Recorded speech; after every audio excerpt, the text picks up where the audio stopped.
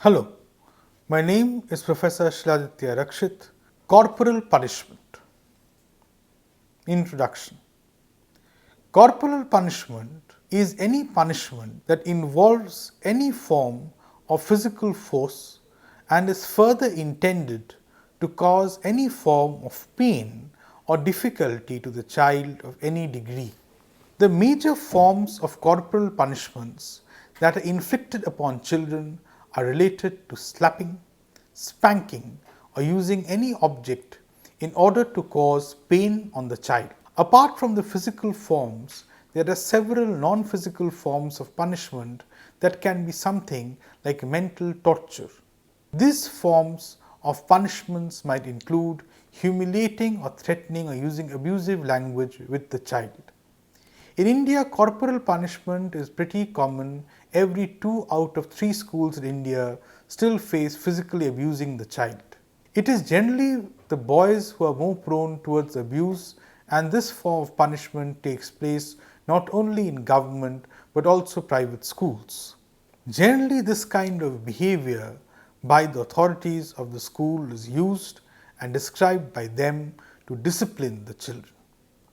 India seems to protect children from subject to punishment in schools, and the laws are laid down under the Indian Penal Code (IPC).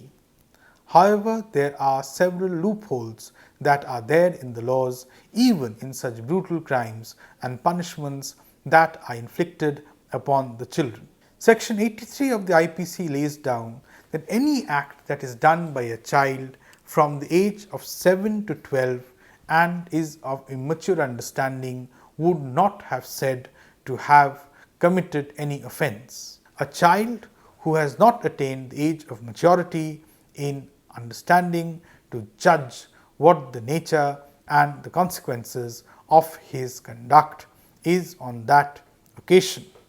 In this understanding of section 83 of the IPC, it can clearly be said that any child between the said age cannot, if does not do his homework or follows the dress code at school, should not be punished, or there is no scope of corporal punishment. Thus, it is clear that India actually has provisions against corporal punishment, not only under the IPC but several other acts.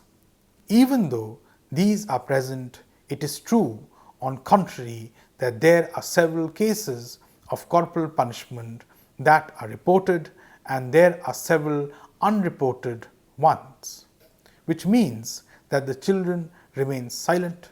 Corporal punishment is not only a crime in India, it is an illegal practice in several other countries, and there are several international laws that also deal with corporal punishments. Learning outcomes.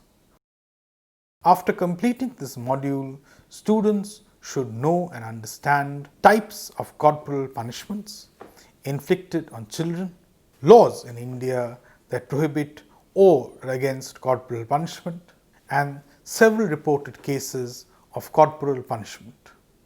International laws dealing with corporal laws and comparison of Indian laws and other countries' laws on corporal punishment. Types of corporal punishments inflicted on children. There are many ways in which corporal punishments can be inflicted on children. The type of corporal punishment that are inflicted upon the children depends upon the culture of the school.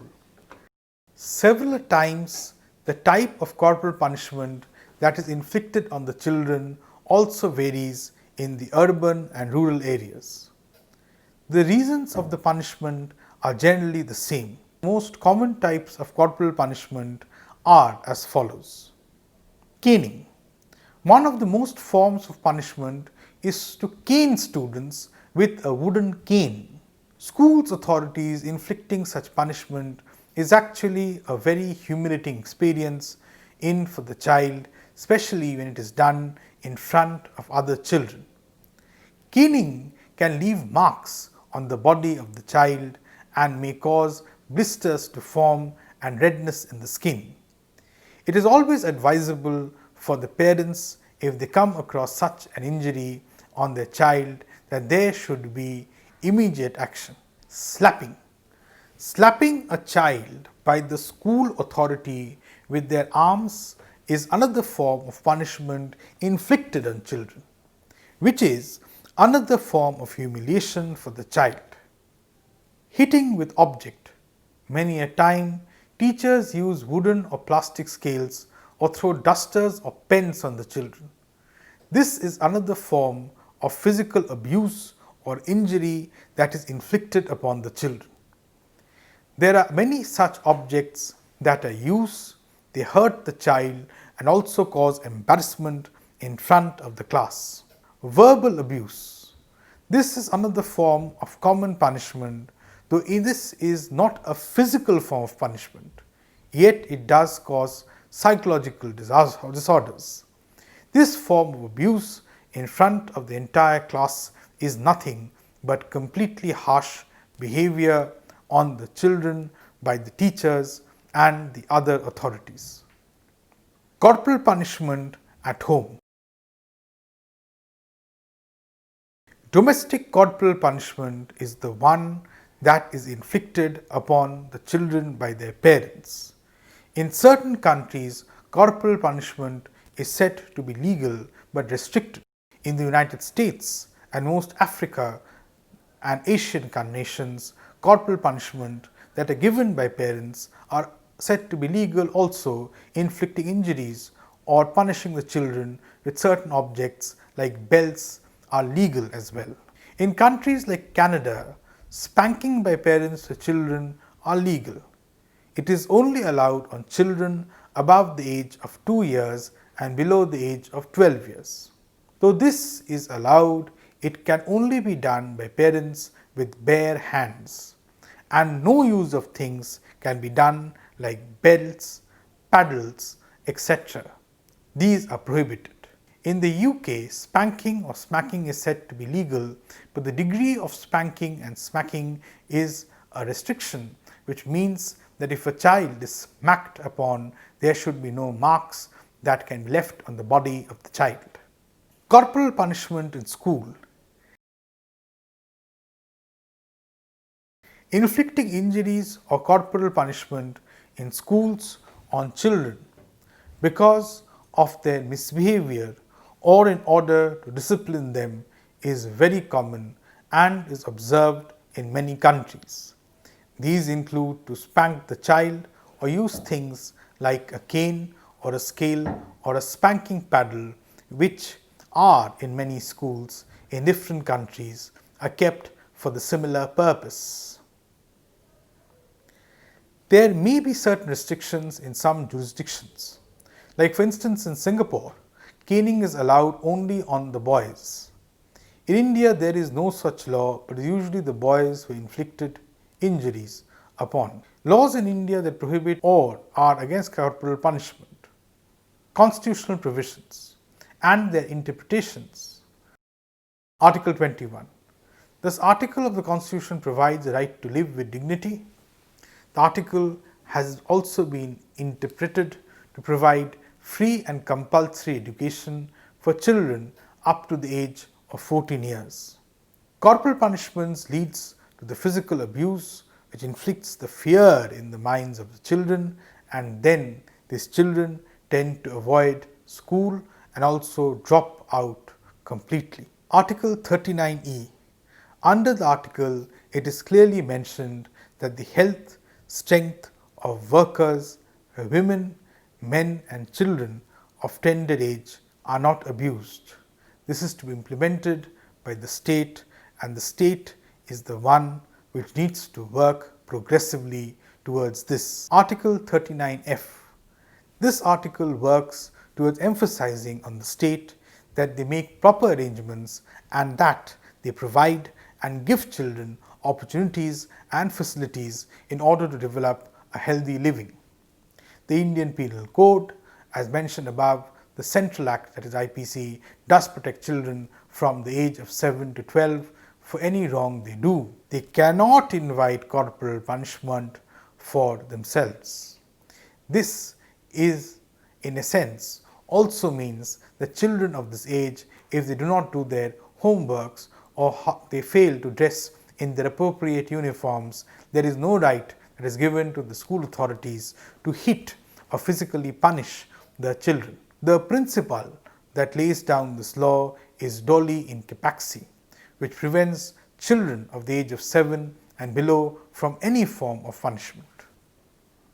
In reality, corporal punishment is not really covered under any provisions of the Indian law, and there is nothing that punishes the perpetrators of this physical harm. The above mentioned provision of law do not actually make a distinction between the adult and the child.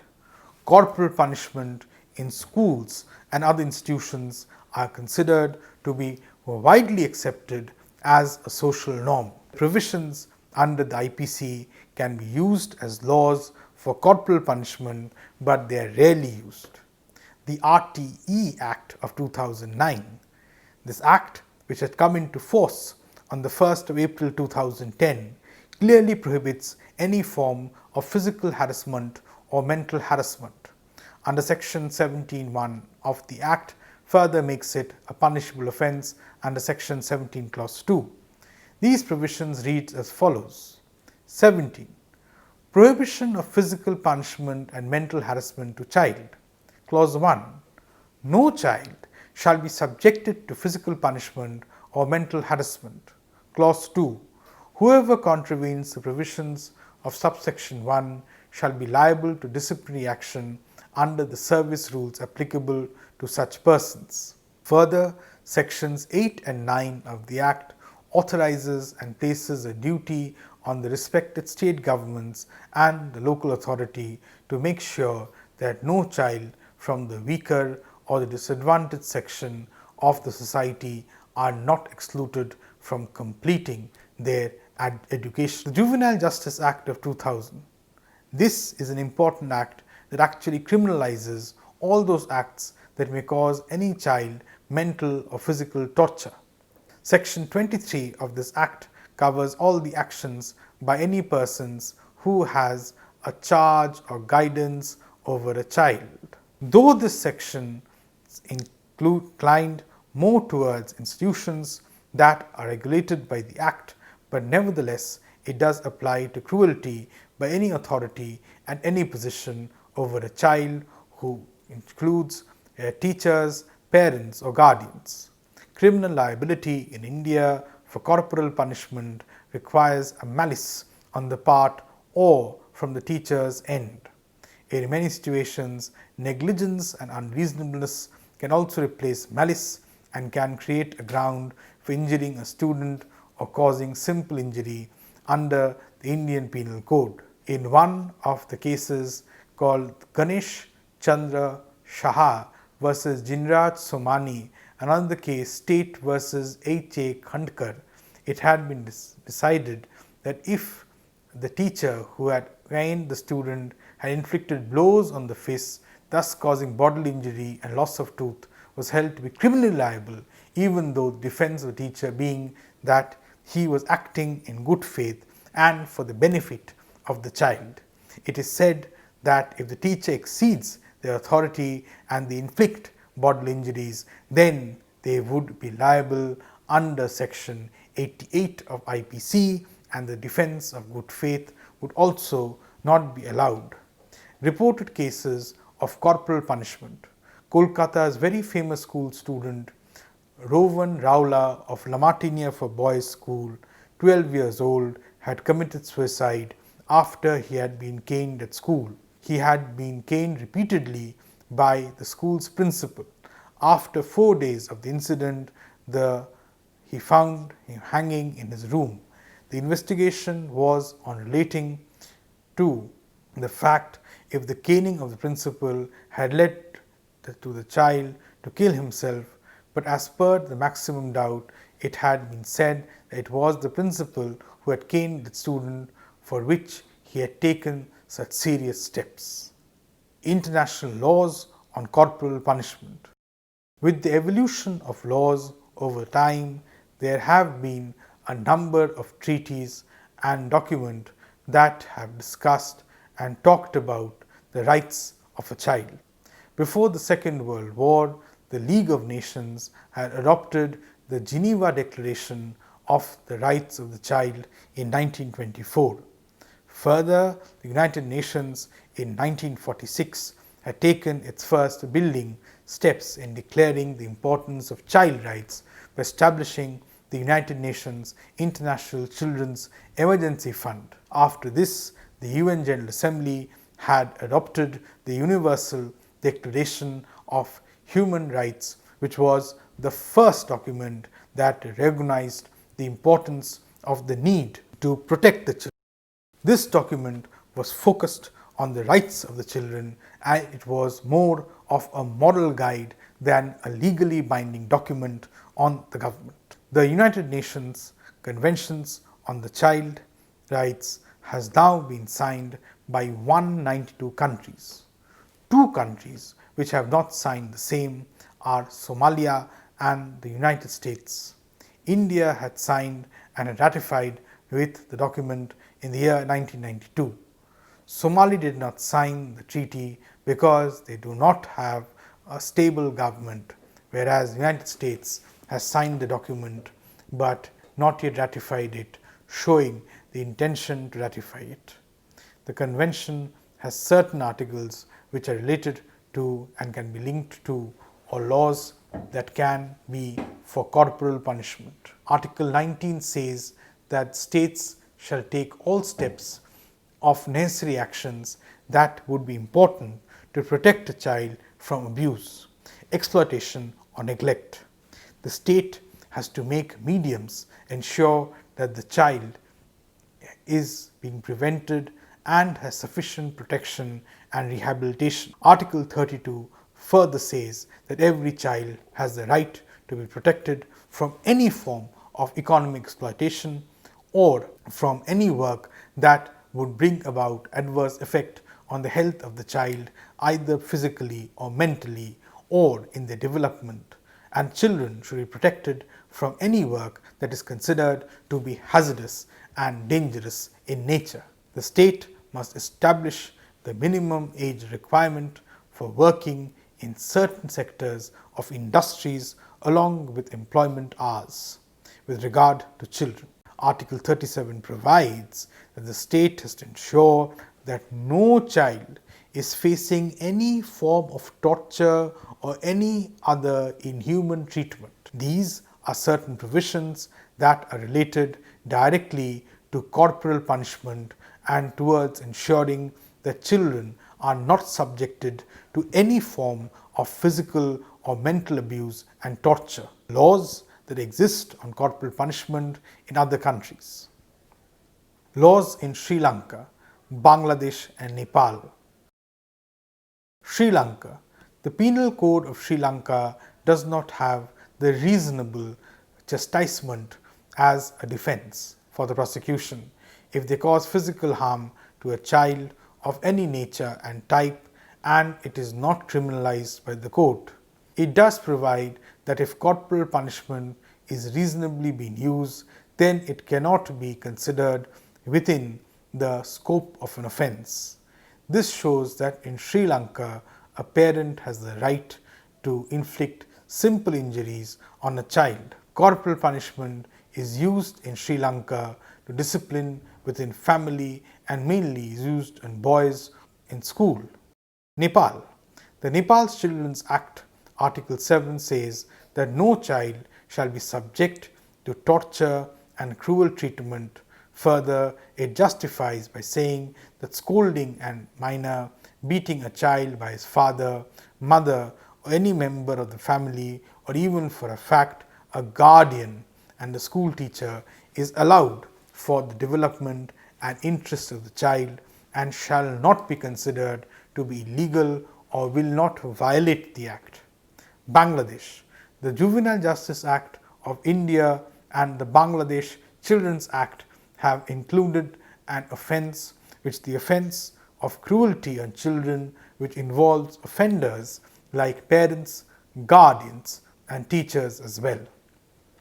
Bangladesh's Act does not count whipping a male child as an offence in their laws. Laws in United States. In a landmark judgment of Goss versus Lopez, the Supreme Court of the United States of America had come to a decision that the constitutional protection of cruelty and degrading treatment did not apply to school discipline, and that parents could only bring a civil action and could only claim for relief. In another case of Ingraham versus Wright, it had been decided that corporal punishment was not violative of the Eighth Amendment ban on the cruel and degrading treatment on the grounds that constitutional protection was not necessary.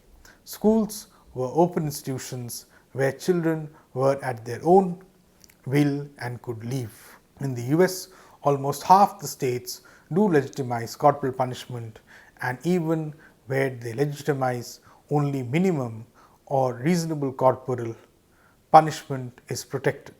Most of the northern states have laws that are completely against corporal punishment. States like California, Michigan, Lava, and a few more. Conclusion. Alternatives to corporal punishment. Maximum of the corporal punishment result in some form of injury and also have massive psychological effects. Corporal punishment inflicted in schools is embarrassing and shameful for the students, and it may also be counted in the forms of mental torture. There are few alternatives that can be used instead of corporal punishment. These alternatives have been useful and proved to be successful in few countries. Detention and courts are two of the most common forms of alternatives for corporal punishment. Detentions can be used in order to make the child spend more time with the teacher in forms of providing tuition or doing homeworks, and in this work the teacher can also help the student to develop in the area where he has been punished for counseling. The another form of verbal remedy, but a positive one, or maybe mentoring or isolation or withdrawing privileges from the student, can also be used instead of corporal punishments. It is necessary for corporal punishment in the form of injuries to be removed, and that if not these, then some other form of remedy is found and used. It is because if children are hit in front of other students, they become mentally disturbed, and there can be several consequences of this, like suicide or revenge or harmful or disrespecting behavior. That one punishment is not really good for the future of the child. Thank you.